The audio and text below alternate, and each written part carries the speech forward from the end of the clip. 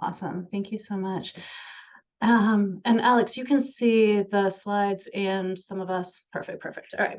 Yes. Thank you. Hi, everyone. It's nice to see all of you. I am Dawn Shafer. I use she, they pronouns. I'm the Associate Dean for Student Affairs at the School of Social Work. Part of what I do here is help folks get ready to tackle the LMSW process and exam. Pardon me. So I'm going to be going through the logistics of the LM process, including the exam. And then we have Dr. Sapphire Boone, who's here, who will introduce herself in just a moment. She's going to be talking about some other things that I will show you as soon as we get to the agenda. And then we'll have a discussion. So I'm going to go ahead and have Dr. Boone and then Alexander introduce themselves, and then we'll get started. Good afternoon, everyone. My name is Dr. Sapphire Boone. I am going to be providing some of the licensure preps. I'm really excited about talking to you more about the course, the online course, and then also the live sessions. So really excited, and I'll be talking to you in a few. Thank you. Hi, everyone. I'm Alex Cosentino Tish. I'm your academic advisor. I use they, he pronouns, and it's very nice to see a lot of familiar faces. Alex and I work closely together, and Alex is also, so they've been functioning in the capacity of as your academic advisor, and they are also your career advisor. So you'll probably be. Oh, yes. So I forgot to add that. No, you're all good. So, so your relationship may change with them and with me as well in the coming weeks and months. So, we are going to go over the LMSW. So I'm just going to remind you to breathe, that you have this, you have plenty of time to get ready. Many people have come before you that have gone through this process successfully. You will too. We're just here to help you feel prepared. So today what we're going to do, I'm going to start out doing an overview of the process in both Maryland and DC. I'll do those simultaneously. Things will primarily focus on Maryland, but where the things are a little bit different in DC, I'm just going to name that kind of in the presentation, so we don't have to go back to that. Then we'll do questions and answers about that part just for probably, I don't know, maybe 10 minutes with the whole group. Then Dr. Boone is going to talk about how to use advanced social work solutions online materials, which is the beginning part of how she's helping you to get prepared, and then also how to get ready for the live sessions. And then we'll return to Q&A. So that's what we're up to today. All right, so everything we are about to talk about is on this website. So let's see if I can manage. I can't. Let's see. All right, so I may have to, here we go. I'm gonna have to do it this way so that I can actually show you. I like to do a little bit of a walkthrough just so when you go to things, it looks similar and you have some idea of what it is that I am talking about. So this is, oh, let's see, it doesn't seem to be a live link, which is interesting. So I'm going to do a bit of toggling back and forth, but trust me, it will be helpful in the long run. All right, so this, I was looking for, apologies. Let me put this in because I just want everybody to know where to find it. So this is actually better anyway because I can help you navigate from the main page. So this is our main social work page. If you go under student life, the fourth link down is the Career Development Center. And there's lots and lots of information here, more than probably you can ever digest. So a lot of what we're talking about today is under licensing and exam prep. So if I click in there, the timelines I'm going to be talking about are here. There are some recordings of old workshops there. There's also how to begin to get signed up with the products that Dr. Boone is providing. So all of that is listed right there for you. There's also the Social Work Job Bulletin, which is an external site, but one that we manage internally that has all sorts of social work jobs that are listed there. We require that they list them with location and salary, so that has been a good resource for folks. Interviews and resumes, lots of information here, networking as well. I'm going to talk a little bit more about this, but the disparities in the pass rates primarily based on race, age, and first language. So a lot of information here on that. Helpful external career resources, and then the job fair. So I show you all of this because often people are like, I didn't even know that was there. And we just really want for you to be aware that there's lots of stuff for you to be looking at. All right. So probably one of the biggest things on everybody's mind is when can I apply to take the exam? So if you are a December grad, of which there's only a handful, but if you are a December grad, you can apply now. And if you would like to talk with me about that, please feel free to pop your name into the chat or send me an email and we can jump on and start to process that. If you are a May graduate or a July graduate, so if you have come in, you're doing the traditional 2 or 3 year program, you're graduating in May, or if you're coming in advanced standing, and so you came in September, August, but you're going to be graduating in July, all of you can still apply to take the exam on July 2nd. So that's when you can begin the process. You don't have to, but you can. So I just want to make sure that you're aware of that. In DC, it's a little bit different. So you can do it 90 days before graduation. Graduation is May 17th. And so on February 17th, you can apply for it in DC. So if you're trying to decide, like, I think I'm going to do both, but I'm not sure, and I want to talk that through, you can stay on until the end of this conversation. We can talk about that, or you can schedule an appointment with me and we can talk about that as well. So that is one of the first and main places that things are different between DC and Maryland. So this can feel really overwhelming, which is why we created these timelines that I am going to see if I can click on for you as well. So there's one for Maryland, one for DC. I'm going to just hop into the chat and show you because it walks you through really, oh goodness, here it is. All right, walks you through really nicely. I apologize, for some reason we seem to be having slow internet in the building today. So we created these a couple of years ago. I go through and update them every year, but it's just this like 9-point, here's what you need to know. So everything I'm talking about that's going to take us, a bunch of time to look through, you can also just scan through this, print it out, download it on Adobe, kind of check these things off as you go. So this is like the quick cheat sheet on how to manage the licensing process. So again, there's one of these for DC and one of these for Maryland. All right, so say it is the 2nd and you are like, I really just want to do this as soon as I can to at least get registered so I can have my choice of date that I want to take the exam. Where do I even start to do that? So beyond our webpage, which again has all of this information, you can also go, and this should all be clickable in the PowerPoint that's in the chat for you, but you can go right to here. Let's see, so this is clickable. You can go right to the link and it will, in theory, open for us. And it takes you right to the Board of Social Work Examiners site.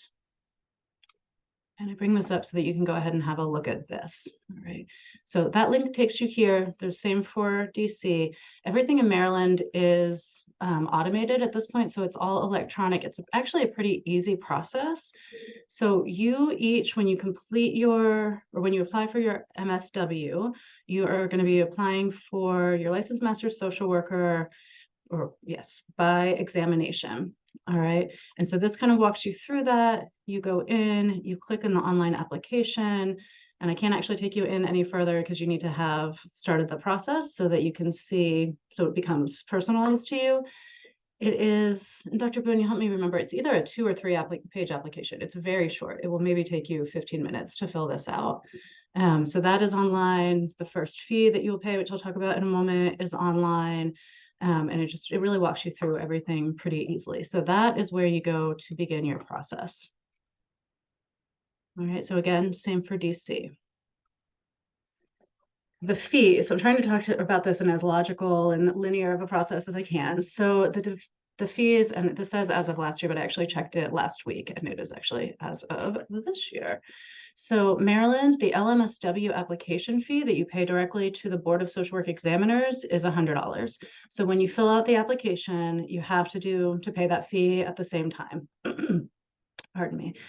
The criminal background check that I'll talk about in a moment, but that runs around $55. It depends on which place you go to. The examination fee, which gets paid to the Association of Social Work Boards, is the biggest fee, and that's the same no matter where you're taking the exam. So that's $230. And then if you are doing your licensed in Maryland, you'll pay a licensing fee after you pass the exam, and you're just getting ready to graduate and you're waiting for your license to come. That's when you pay the licensing fee. So that's $75. So whatever that adds up to is a little bit less than what it adds up to in DC, because in DC you pay everything up front. So they still call it the LGSW, so a licensed graduate social worker, where in Maryland we call it the licensed master social worker. So in DC, you do the LGSW. Remember, that's the first time that you can do that is in February, like the 17th, so 90 days ahead of time. If you're a July graduate, it's going to be 90 days from whatever that conferral date is in July. So you're going to pay the whole $250 up front. Then you'll have to do the background fee. Then, pardon me, the fee for the background check, do the background check, pay the examination fee, and then there's nothing else that you'll owe after that. So an expensive proposition. One of the reasons that we start preparing you early so that you can make sure that you are getting prepared for that. All right, so let's say the second rolls around, you're like, I want to do this as soon as possible. You go online to the Board of Social Work Examiners, you fill out that application, you pay the $100, and then you are waiting for the board to tell you, you know what, Allison, we've got all your information and now you're good to go. So you can wait to do the criminal background check, or you can do it right at that point if you want. What you don't want to do with the criminal background check is do it ahead of time. So you always want to do your application to the board first. So if Ellie is like, you know what, I'm down here doing my Christmas shopping and I'm going to do my background check now, and then I'll fill out my application later. Ellie's going to end up probably having to do it again because the background check is going to go to the board. It's not going to be attached to anything because they don't have an application yet. And then she's going to have to pay that fee again. Whereas Adrian is like, I'm just going to wait. So good job, Adrian. Ellie, don't be so eager as you're getting your shopping. You have lots of other stuff to worry about. So the criminal background check, all of that information is online on the Board of Social Work Examiner site. You are going to go in, print out the form that you're going to take with you, which is kind of a pain. If you need to print, you can still print here on the 4th floor for free. So you are welcome to come and do that, or you can print it at home. Take that information that you filled out. So the top of the form is going to say Roselle's information, and then so she's going to populate that, but the bottom part is already populated. So it's going to say Board of Social Work Examiners, 4201 Patterson Avenue, the board's number that they send everything to. And that's what Roselle is going to take in to the actual site where you have to go in to do the fingerprinting. All right. So please remember, the biggest thing is just don't do this directly after or directly before. Always do it after. The other thing that's kind of a bummer is like Susanna just did her internship at CPS and just had a background check, and she just wants to be able to use that one. You can't, you have to do it again. And the reason for that is that whoever the background check is done for is the person that gets the information in the future. So they can't, it's called like a rat back, which I don't know why. But it essentially, any information, like say I'm golden, but then I do something that is against our ethics and I get caught for that. Once I am caught for that, it goes back to the initial person. So it would go back to the board. But if I haven't done it for that specific person, it doesn't. So that's the logic behind there. Scheduling the exam. So once you have completed the application, the board is going to email you with permission to schedule the exam. So the exams are scheduled by the Association of Social Work Boards. You're going to hear lots of acronyms flying around. So BSWE is the Board of Social Work Examiners. That's where we originate the application. The Association of Social Work Boards are the folks that are really under the microscope right now for the disparities in the pass rates. So that you've probably read about them in the news lately, and they are the folks that own this exam and administer the exam. So you will go online with them. You will pay the $230. If you have accommodations, this is the point that I want you to tell them that you have accommodations. Don't go back in and do it after the fact, because they may charge you to say, as a change to your application. So we want to avoid that. You want to say right up front, hey, I've got accommodations, I have double time, I'd like to have that be part of my application process. And if you have a question about that, again, feel free to reach out to me.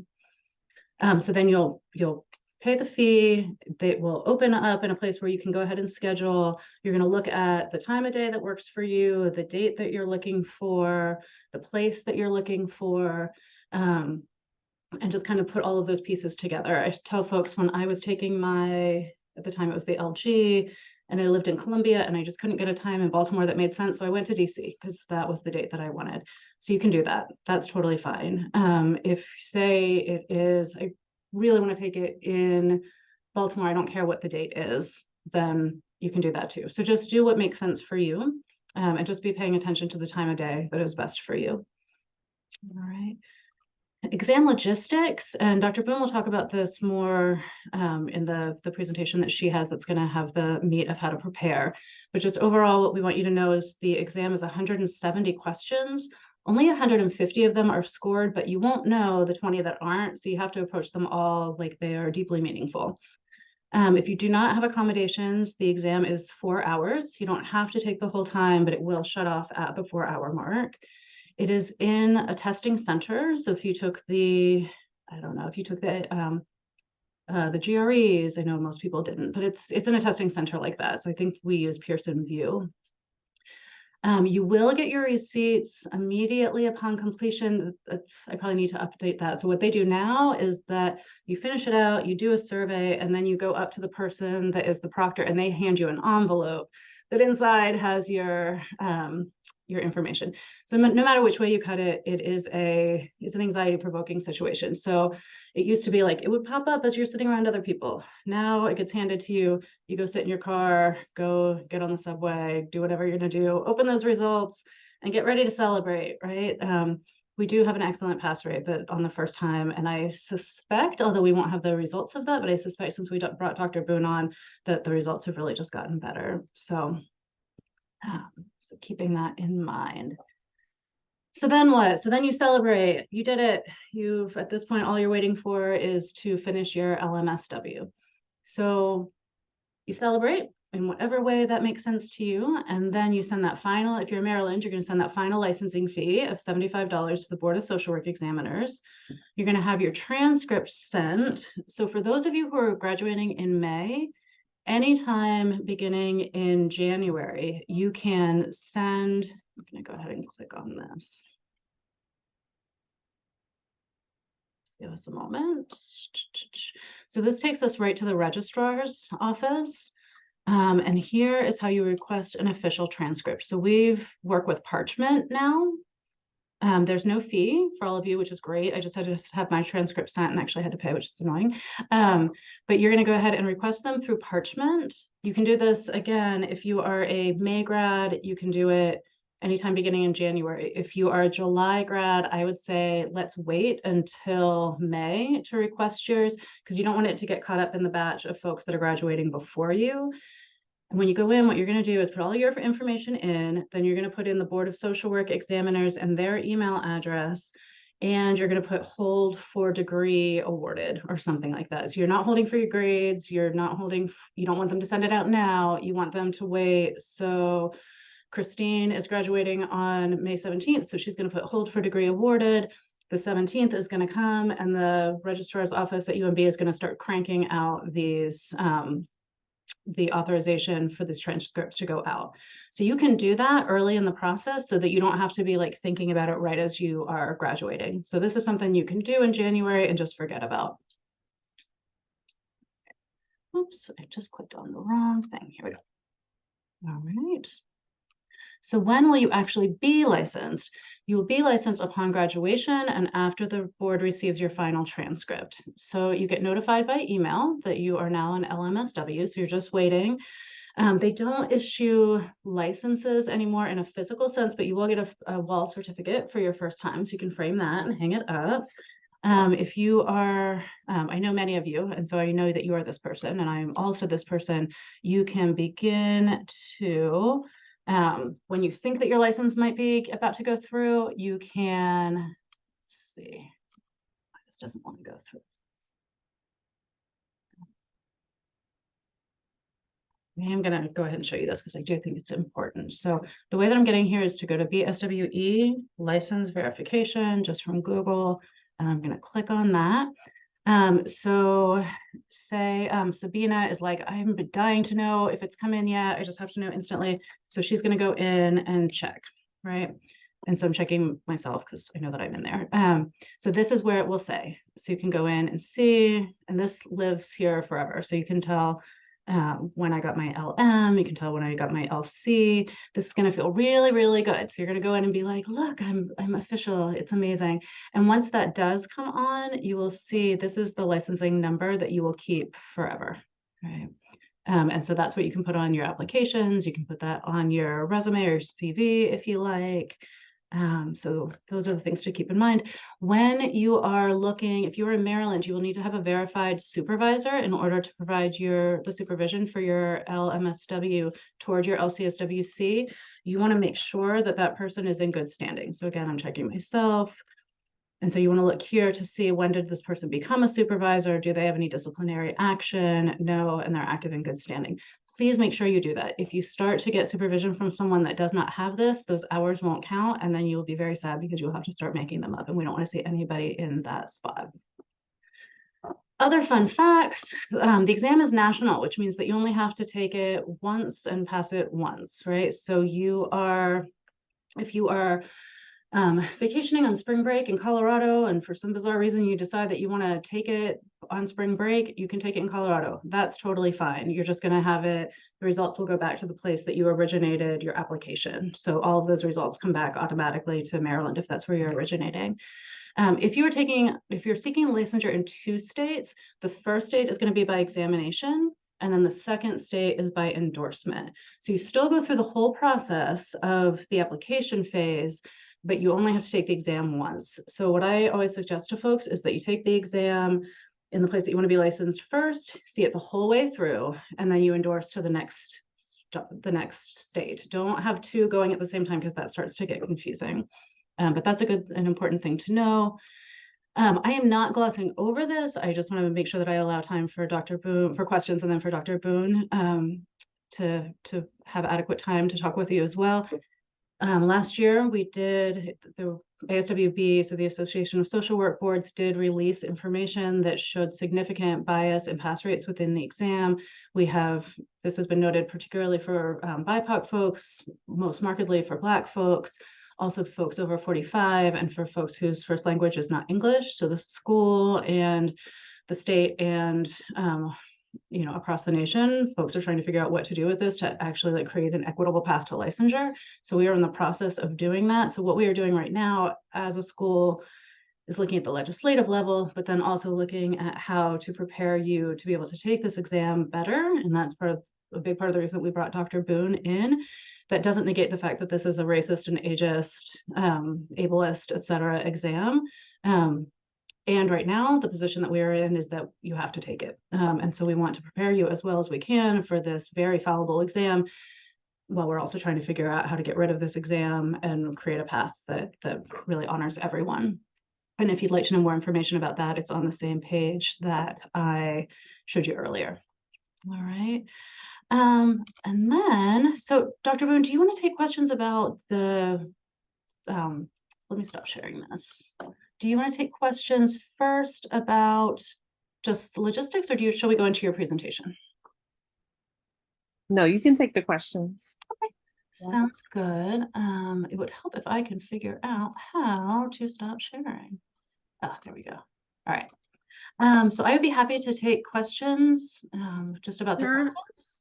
There are some in the chat box already. Okay. Would you like me to read the first one that I saw, and then we could kind of go from there? So someone asked if anything we should know about the shift from Pearson to PSI. I think that's for the testing center. Not that I am aware of, Dr. Boone. Yes, I was going to cover it during my presentation, so I can cover it now, or we can cover it then. Just let me know what you think, Dean Shafer. Okay, let's go to more logistics questions, and if that's already part of your presentation, let's come back to that. Okay. Thank you. Great. And then there are 2 more main questions, some that I've answered in chat, but you can do so as well. So students were asking if they were advanced standing and taking classes in the summer, or if they were an extended field student. When would they A, be able to take their test, and B, actually get their licensure? And I've answered some, but it might be helpful to say out loud Yeah, as well. sure. So that's what I was referring to earlier in the presentation. So in both of those circumstances, you are a July graduate. So you can take the exam, or you can register to take the exam beginning on January 2nd with the folks that are graduating in May. But since you'll be a July graduate, you won't actually be licensed until probably like the first week of August. So you need to have completed your MSW in order to be licensed. Thank you so much. And then there's another question I see, and then I think we have a few hands raised, but another question I see is, can you do more than two, which I believe is more than two licenses? Is that possible? It is, and whoever has asked that question, I would just invite you to probably come have a conversation with me because it gets real expensive to do that. So we really want to avoid, the hope is that eventually we will have a national license. There's a lot of push against that because I think that licensing is a big money-making business. And so we were trying to work toward having an interstate compact. The licensure pass rate disparities has made that more difficult because now we don't want to have an exam as part of the interstate compact. So it gets complicated. Yes, you could collect them like you collect passport stamps if you want, but it's going to cost you a lot of money. The times often don't line up of when your CEUs are due. So it becomes complicated. Most people don't hold a license in more than 2 states. But if your situation is unique and there's something that makes that compelling, schedule an appointment with me and we'll chat it through. Thanks, Alex. Allison? Oops. Yeah, so this may be a question for Dr. Boone. Maybe you'll answer this later, but so the exam is 170 questions. Are these, when you're taking the exam, do you need to take them, all the questions sequentially, or are you able to skip questions and then go back? Because I know it's on a computer. Yeah, go ahead, Dr. Boone. So traditionally you can skip, you can mark them. They also have a feature, highlight and strike through, but like a part of the new update, they are going with a different software than they used to have. And that's what the PSI is about. So they have a link. I'm going to pull up the website and you'll be able to see their platform to get more familiar with the features of it. And typically the ASWB practice exam is on the same software that the real exam is. And so I typically encourage everyone to do that because that will give you a good sense of what features there are and how to skip, how to come back to the one you skipped so you don't like forget about it. You're like, well, Right. wait, what happened to that question? But you're able to go back and review all of them if you want to. That's how it used to be. I don't think that would be different. That should be the same kind of set format. It's just about like knowing like what button to push and what to click and like how to navigate it. And typically the practice exam is a good way of navigating it because it'll give you all of the same features as the real exam. When I was looking at the update, I didn't see them mention anything about the practice exam. So I just want to kind of look at the website just a little more, but typically they always make the practice exam the same software in terms of the screen and everything as the real exam. So you can practice with that. Okay. Yeah. Great. Thank you. You're welcome. I think it probably makes sense to go, Dr. Boone, to your presentation, and then we'll see if there might be questions that are kind of overlapping both. Okay, sure. So, thank you. So good afternoon, everyone, again. What I'm going to do is I want to do the PSI first because it is the newest, the newest news. It's like, with everything going on, it's like more changes can be a little anxiety provoking. But what I will say is that the exam has not changed in terms of the questioning, the scoring. Those things have not changed. What has just changed is the actual software and who manages the test. So it used to be Pearson VUE that managed the exam. where you would register and then you would go into the testing centers and all those things. So now they have a new contract, and it's called PSI. So right now I'm on the ASW. Hold on, let me put this in the chat real quick, just so you can have it.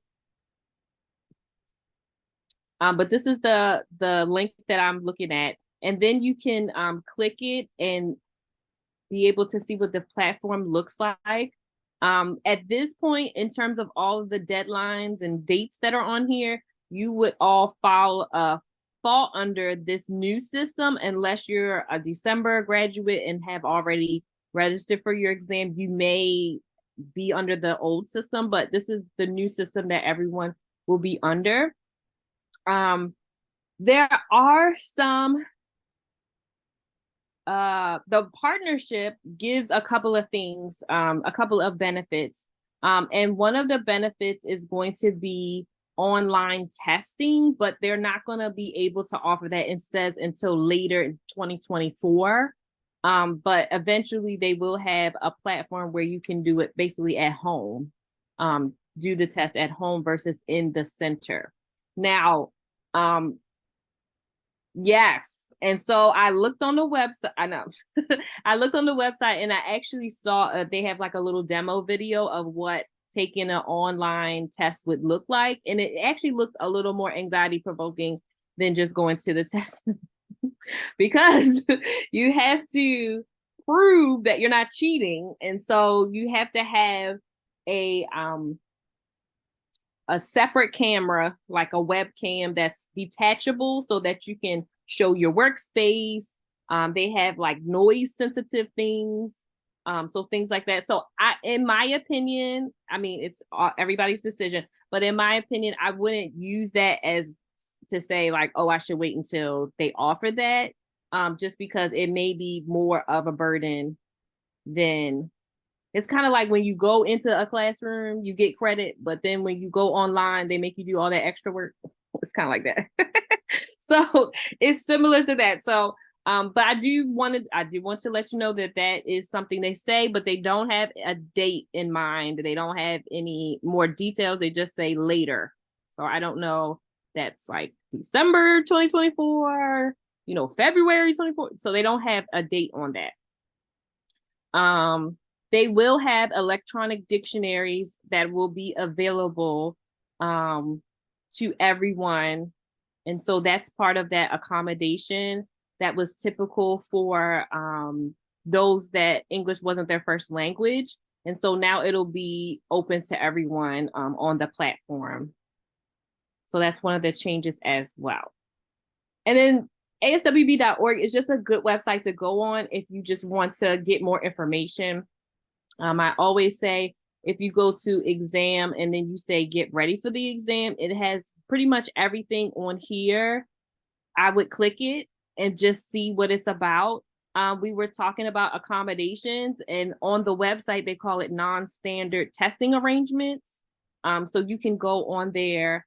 I'm sure Dean Shafer offers the same support, but I also offer support with that in terms of how to apply and what do I say and do I need a doctor's note and things like that. I've helped others to be successful in getting their accommodations.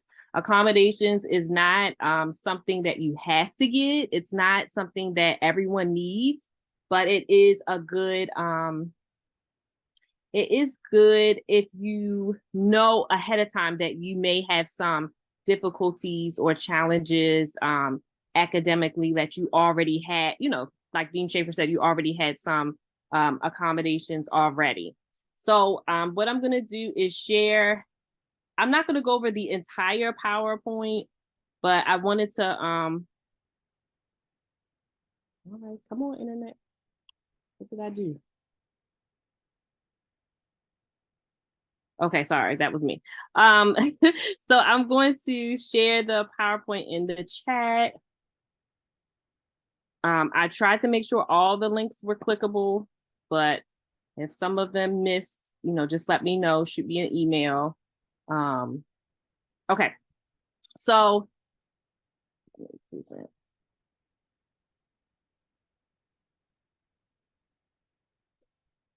Okay, so we talked about the exam some.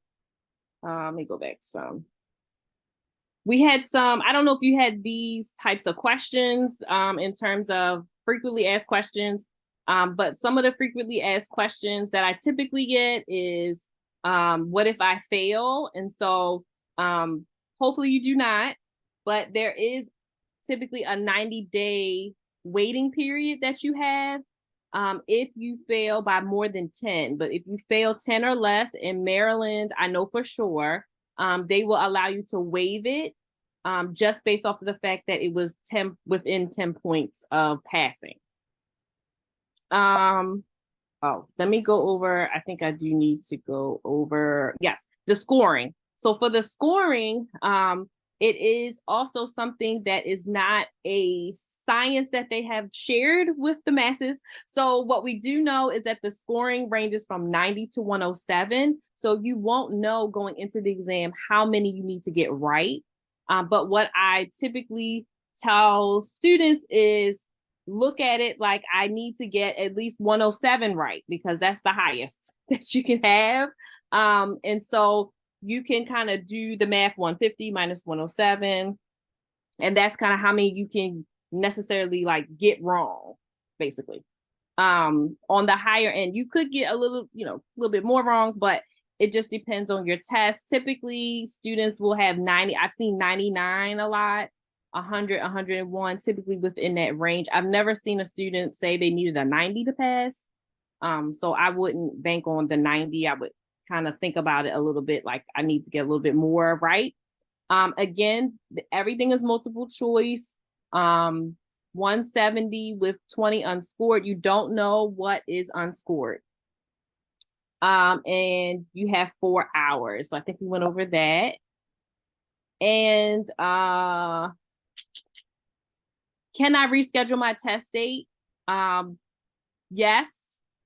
I would also double check when you go onto the website and you schedule. They typically will give you a the update that we just did had an exam guide, not an exam guide, a test guide for 2024. So that's the one you want to click in terms of what information you need to know about scheduling, rescheduling, things like that. But typically you're able to reschedule as long as it's within more than 24 hours notice.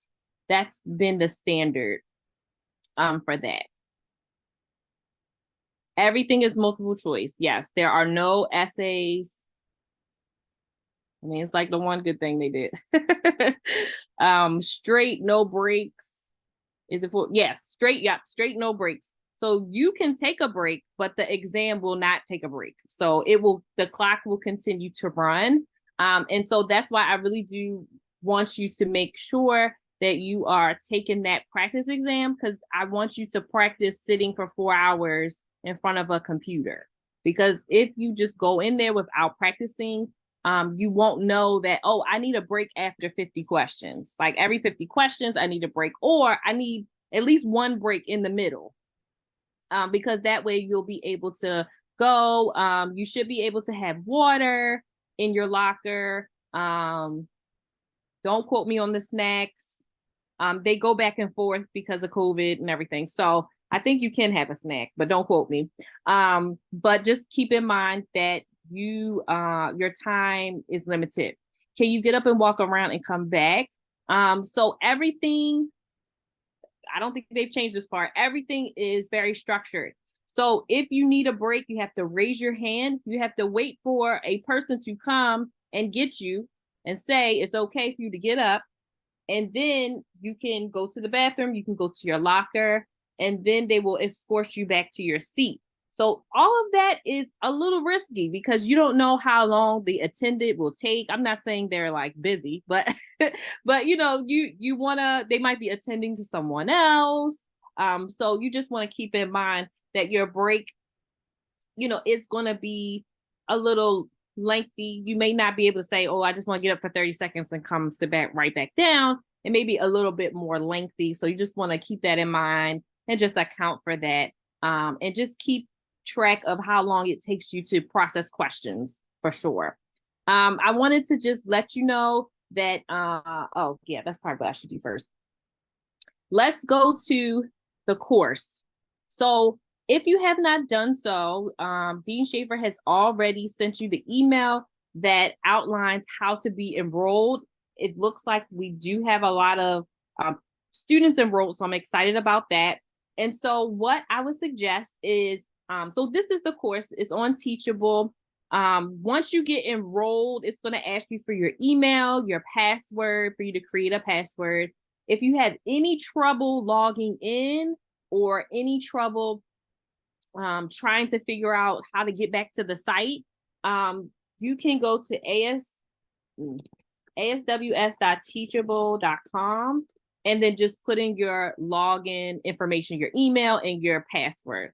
But I can see, I can't see your password, but I can change your password if you have issues. Is there a deadline for when you have to enroll? No, not really. No, it's not a deadline. It's really up to you.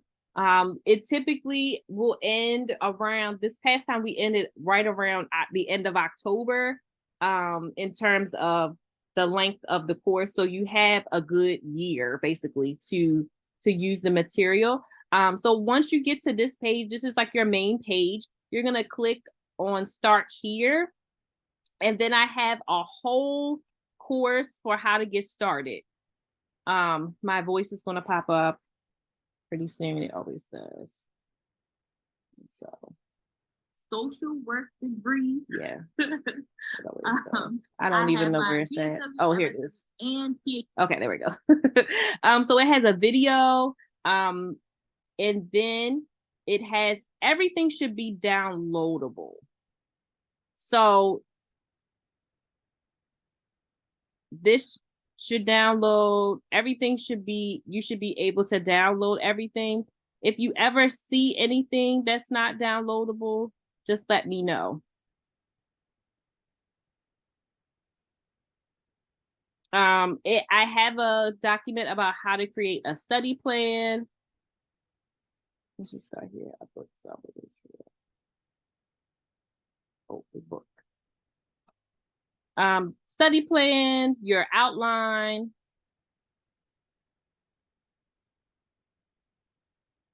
Learning style quiz. So this is what I want you to take before our live sessions. Your learning style quiz, your anxiety scale. It just gives you a starting point. And then everything, really everything in the video is what we just went over. Yes, all downloadable. Yes. So you can have the materials for as long as you want. And I encourage you to, you can save it to like a Google Drive or some type of drive, so you'll just always be able to have it. But you can also log in on your phone and play the videos while you're in the car, cautiously. And but you can access the materials while you're on the go. So that's something that I like about the website as well. And I have all of the topics, human behavior, diversity, ethics, diagnosis and medication, assessment and treatment planning, interventions, macro, and then there's a 50-question quiz on there as well that you can take at any time. Any questions about the course itself? Oh, good question. Who would the practice test be coming from? So that's going to be from ASWB, the practice test, the full practice test that I mentioned earlier. So I think it would be helpful, Dr. Boone, if you would talk, and you may have already done this, but just maybe to reiterate what you would like folks to have done before they come to your live study sessions in January. Yes. If you can go through this, that would be perfect. This The only thing here, or all of the, or the whole course? The whole, this just to start here. Just to start here. Got you. Yeah, you don't have to go through the rest of it. The rest of it is something you can go through, but definitely the start here. And I'll make sure to go back. So if you download this, don't download this one yet, because actually I want to make sure it has the updated information in terms of what we just talked about with the PSI, and those types of things are updated. But I want you to go through the video and kind of download the material so that you can see kind of what's going on. And even if you don't download it, you don't have to print it out, but at least review this information. And then the learning style quiz, go ahead and take that so you know what learning style you are. And then you can take the anxiety scale as well. So those, so just review the materials and complete the 2 quizzes that's in there. It's really helpful. Thank you. Does this include all the sections asked on the exam? Good question. So this is, let's see if I can get this a little bigger. Well, we're just going to go with this little screen right here. So this is the KSA. So as you can see, I'm just going to lightly scroll.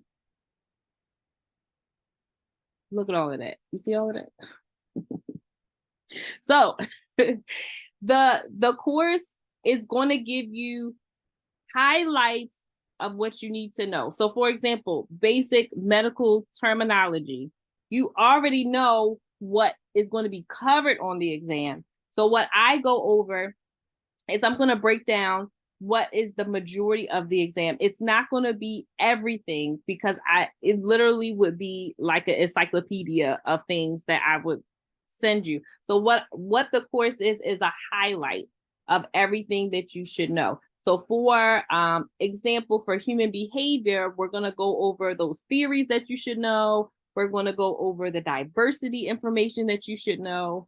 So those types of things, but that doesn't mean that you don't need to further study these different topics.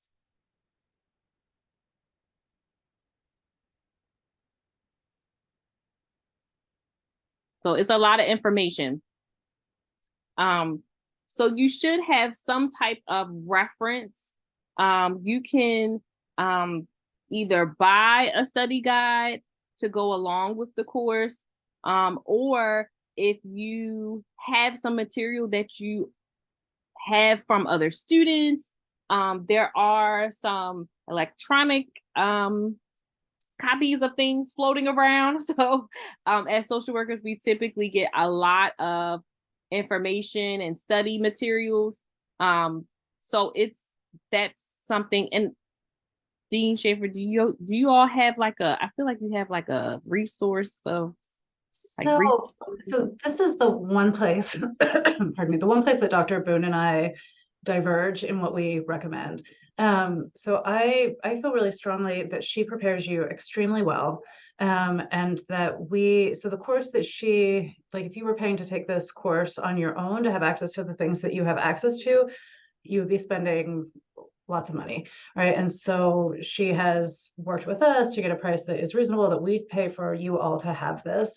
And so we do that in large part so that you don't have to shell out a lot of money to be preparing for this exam. So I think that what she has provided you and the pocket prep, and I know that y'all know that there's there's a whole G drive that's floating around that I ask your friends. If you can't find it, you can come to me. But if you can find it without coming to me, that would be my preference. But there's lots of stuff out there, and I really don't want you to have to spend money. That said, the Dawn Apgar book is a really great reference, and Dr. Boone's provided you lots of stuff. So I would just say be judicious in how much money you're shelling out front. You have literally how long would it take to go through all of this? 18 hours to go through your materials, plus you're going to have 9 hours of online sessions. That's a lot. So consider that. And if you still feel like you have to have something, talk with each other about where you can get things that you wouldn't have to pay for. Yes, I do agree that it does not have to be a lot of money that you spend, for sure. It's not a lot of money that you have to spend. But for example, let's say you're studying, and there's a lot of free resources that I have in the handout as well. So there are podcasts, there are YouTube materials. What I would say is, even with all of the free materials, you want to be a little bit strategic, and just, in my opinion, you should go by topic. So if you're looking at developmental theories, then find the information on developmental theories in the course. And then sometimes people just need it in a different way. And so if you find some other YouTubes or things that are helping you understand the concepts, then I would stick with it like that versus listening to the podcast for 8 hours straight and then, you don't know what you just learned. So that's what I would say. That it is okay to use other resources, but I would just be strategic about it. And then for some people, it might be overwhelming to use too many. All right.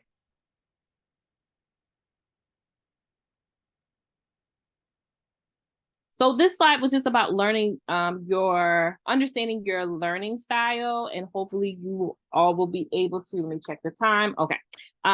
We'll be able to get more information about that.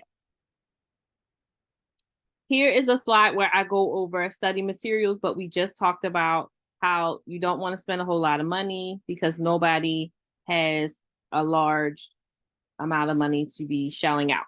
But students always ask me, so I just give a list. So this is the paid list. And then this is hold on, just want to go through. This is the free list. So at the end, I think it's at the end, yeah. At the end is some free resources. There's a Facebook study group. There's 2 Quizlets that both are free. Pocket Prep that we just talked about. It looks like this. I put the picture over here. It's behavioral health pocket prep. And you want to select the MSW when they ask you. And then here are some good YouTube channels as well that you can go through as well.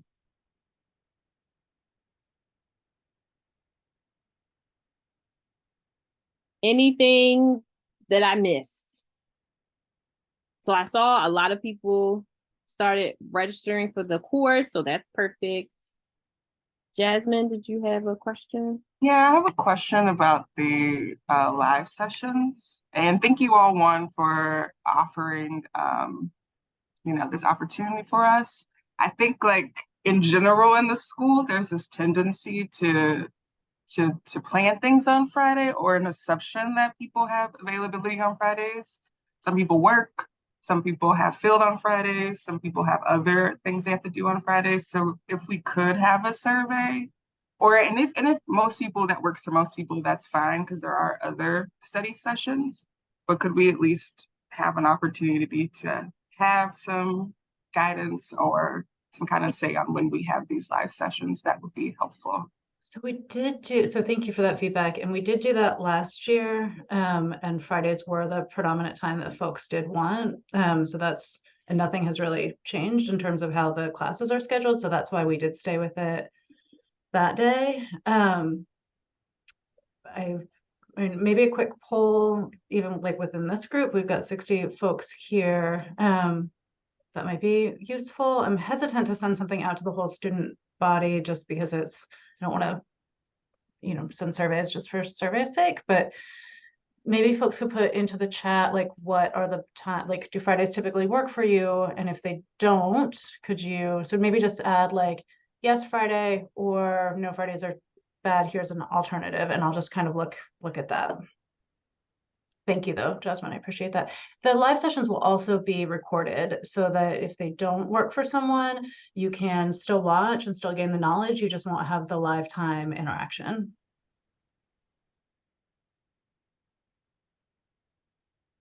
And Shafer, do you know what a BHWise is? Do you know what that is? I do know what a BHWise is. Just Okay. come up. As long as Okay, you know. yeah. Thank you, Ellie. So I've been working with Dean Donner's office, trying to figure out when they're gonna have their lead thing. And then I will double check with BWise, but I think I'm working with them as well to make sure they're not at the same time. We try to do it before anybody comes back for classes, because that's when y'all are the most free. You're in field, but in theory, not too much should be going on then. So, go on, Robin. No, but Robin, you can watch the videos from Dr. Boone. Dr. Boone, could we give Robin access to the live sessions from last year since? Yeah, I wanna say they should be on there, but let me see. Okay. Let me just Robin, you can also feel free to schedule with me as well if you like. We can have a chat. I have a question. Sure, go ahead. Ada, go ahead. I have a question. What if you registered last year and then it closed down? Do I have to re-register this year too? For the Register for the exam? teachable.com. Oh, for Teachable, yes. It's a different course. All right. Thank you. Wow, this is way fewer questions than normal. I know I just did this 2 weeks ago, so that might be part of it. Other questions that folks have?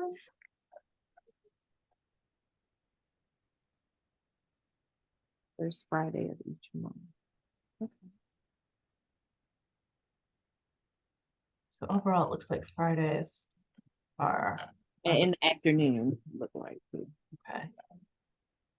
So we could think about that. I think Dr. You and I had talked about the morning, but we can think about that too. Can you send out the link to the Teachable sign-up sheet again? I have sent it in emails multiple times. So if you Oh. scan for my emails, you can find it there, or you can go onto the website that I just showed you, and it's there under licensing prep. Okay, thanks. You're welcome. Boone, go ahead. Oh, hi. Please, could you kindly explain again? I know you mentioned how we should go about registering for the exam, but if you could just quickly go through it again. How I said there's going to be a link. I'm a little bit conflicted about it. Okay, so I went through that pretty in detailed earlier. So why don't I would say you and I can schedule if you're still feeling confused, and I can walk you through, or you can listen to the recording. I don't really want to go through again for everybody that's already just had it. But Boone, I'd be happy to look at it with you. Okay. Thank you. You're welcome. So it was a couple of questions. I think it's Tatiana. Can someone have multiple supervisors within their 2 years of LMSW to complete supervision? So in terms of getting your supervision hours for your clinical, yes, you can have multiple clinical supervisors. You just want to make sure that you're under contract and that they are a board approved supervisor. But yes, you could essentially have one at your job. You might have one at your part-time. You might have an independent one because maybe your job doesn't offer supervision, paid supervision. So it just depends with that. And then when should job search occur in this process? I'm going to pass that to So I think it really depends. I would say, and this all kind of backs up to like when to take the exam, right? Because it's all mixed in there. I would say that about a third of y'all will take the exam in January and February. A third then will take it in March and April. March, April, and May, and then the other third will either take it later or will decide not to take it because macro folks are not always sure if they're going to do that. So with that, if you're graduating in May, I would start like poking around to see what's available, what's interesting to you in, maybe over break in January. I would not apply for anything until February. The job fair is going to be, I believe, on the 6th of April. And so by then, I think you're applying kind of hard. So even by spring break, I think it's okay to be applying because you can start you will probably start looking or start actually being able to work around June 1st. So just be really upfront with folks. So start kind of like looking around, doing informational interviews even now. Then you're getting ready to take the exam, you're getting your resume and CV or resume updated, and then starting to actually apply in probably March, April, May, if you are planning to be able to take a little bit of time off. The big thing that I think about, oh, okay. And most folks don't have field on Fridays. So there's not going to be a time that's going to be perfect for everybody. So we're going to do the best that we can, and just know that you will have access to all the materials, and you always have access to me to come and have individual conversations with me as well. I mean, Dr. Boone's super responsive, although I'm not going to offer her time individually. So in terms of the exam, I would say there is no right time to take it. You take it when it is going to work for your schedule. You take it when you're going to feel prepared. You take it when it works for your family. And with that, I would be remiss to say that, so say Adrienne decides to schedule her exam in June, Tatum's going to take the exam in February, and Ellie has it scheduled for April. And they all go to the job fair, right? So if Tatum has passed his exam, that is going to put his application on top of Ellie's and Adrian's. As soon as you pass the exam, you're going to change your resume to say LMSW exam passed on such and such date. You are not going to say Tatum Brown, LMSW, because you're not licensed until you actually have that piece of paper in your hand. So Tatum becomes sort of the first because he's passed, but Ellie can put on LMSW exam scheduled on April 11th. So at least then as an employer, I'm like, all right, well, she has, she's thinking about it. Or if Adrienne has scheduled it for June or isn't really thinking about it yet, I'm still going to talk to Adrienne because I'm coming to a job fair with folks that I know are still students, but she's not going to be as high on the list because if I'm coming to a job fair, I'm paying money because I want to have access to students because I have openings. So you want to balance that with knowing what's right for you and knowing how marketable this is going to make you. So I'm hoping that answers the question. I'm also happy to have a conversation individually. Adrienne, speaking of Adrienne, go ahead.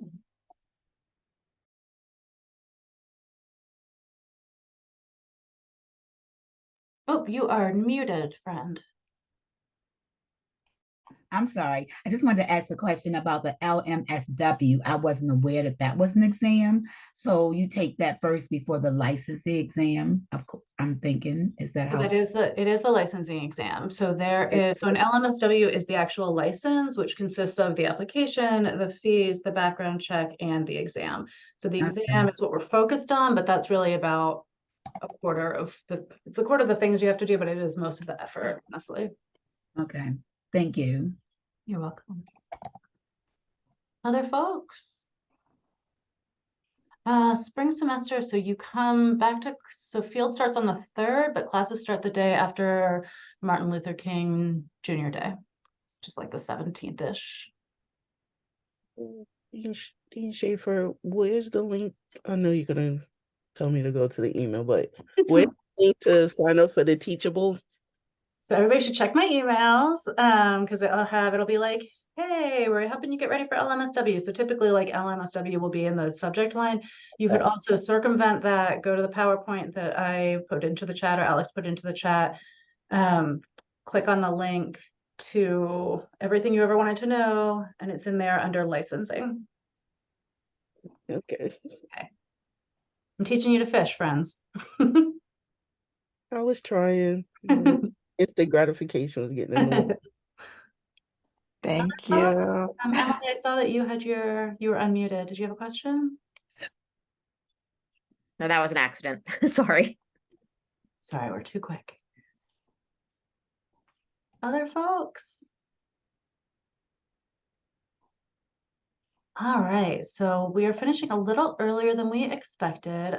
This whole presentation will go up online. It'll replace the one that I did 2 weeks ago. I will also make sure to put the presentation that I had. I'll talk with Dr. Boone if she wants that up there as well. I'm going to stay on to answer questions that folks may have. If you're like, I'm moving to Arizona and I don't know what to do. I have 20 minutes right now if you want to chat. If anything, Bruno, if you want to stay on, we can go over a couple of things. And if not, then stay in touch. We are always here for you. Nice to see everyone. Thank you. Welcome. Right, bye.